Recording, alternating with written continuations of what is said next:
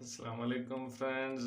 मैं हूं आपका दोस्त मोहम्मद सजाद वड्डल और आप देख रहे हैं YouTube channel and Facebook page काला तितर खुशाब ग्रुप। जी हाँ, तो फ्रेंड्स आज एक मैंने दखनी तितर के बच्चों का जोड़ा लाया है। बहुत ही प्यारे बच्चे हैं जी। एक हमारा दोस्त ने लकी मरवत से ले आया है हमारे लिए। तो ये बिल्कुल ही अभी अभी मेरे पास पहुँचे हैं। तो मैंने कहा अब दोस्तों से वीडियो शेयर करता चलूँ। पता नहीं इन्होंने अभी कुछ रास्ते में उसने इसको कुछ खिलाया भी है या नहीं। 12 से 14 घंटे की सफ़र तय करके ये आज मेरे पास पहुँचे हैं क्वेटा में। तो अभी जो है टाइम हो रहा है जी शाम का।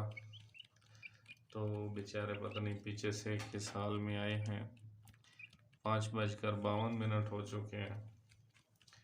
और इन बच्चों को बेचारों को एक तो भूख बहुत ज़्यादा लगी हुई थी और दूसरा ये जो है मतलब सर्दी इनको लग रही है, क्योंकि वहाँ पर तो टेम्परेचर कुछ और होगा लकी मरवत में जहाँ से ये आए हैं।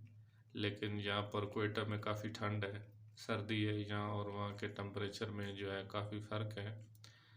तो दुआ करें आप सब कि ताकि इनका जिस्म जो है वो इस टेम्परेचर के साथ मैच हो जाए और ये बच्चे जो हैं ये फ़ायदेमंद साबित हो हमारे लिए और मुनाफा दे जाए। तो फार सेल नहीं है ये, अभी तक अपने शौक़ के लिए मंगवाए हैं और बड़े दूर से मंगवाए हैं। और बहुत ही प्यारे बच्चे हैं जो डखनियों में, जिसको सिंधी डखनी कहते हैं। थोड़ी सी आपको साथ इन्फॉर्मेशन देता चलूँ कि डखनियों में जो सिंधी डखनी है उस नस्ल के ये बच्चे हैं। और तकरीबन आपको पता है कि मतलब जो हमारे पूरे पाकिस्तान में लकी मरवत वाहिद एक ऐसा एरिया है जहाँ पर अभी तक कोई पाबंदी नहीं है। वहाँ पर मेले भी बहुत ज़्यादा होते हैं और लोग शौक़ भी बहुत ज़्यादा अरूज पर करते हैं। मतलब काले तितरों के लेन देन का सिस्टम भी, मंडियाँ लगती हैं वहाँ पर बहुत बड़ी बड़ी, और चक्रियाँ भी होती हैं। और डकनी तितर जो हैं ये भी इस जू के बहुत ही मतलब जो अच्छे तितर हैं और लड़ाने वाले तितर हैं।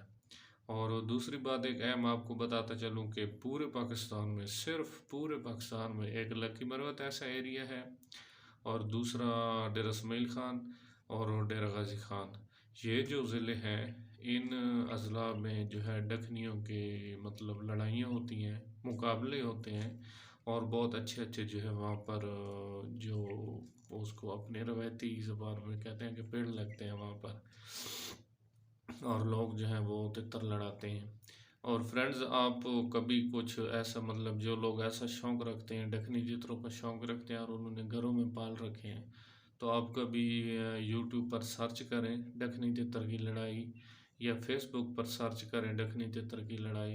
तो यकीन जानिए आपको ऐसी ऐसी वीडियो मिलेंगी कि मैं कहता हूँ कि मैंने भी जब दोस्तों पहली मर्तबा डकनी तितर की लड़ाई देखी थी, तो यकीन जानिए मेरा बेसिकली ताल्लुक डिस्ट्रिक्ट खुशाब से है। और हमारे डिस्ट्रिक्ट में जब हम बचपन में मतलब वहाँ पर मुर्गों की लड़ाइयों के मैदान सजते थे और 2-2 3-3 दिन मुर्गे की लड़ाइयाँ चलती रहती थी।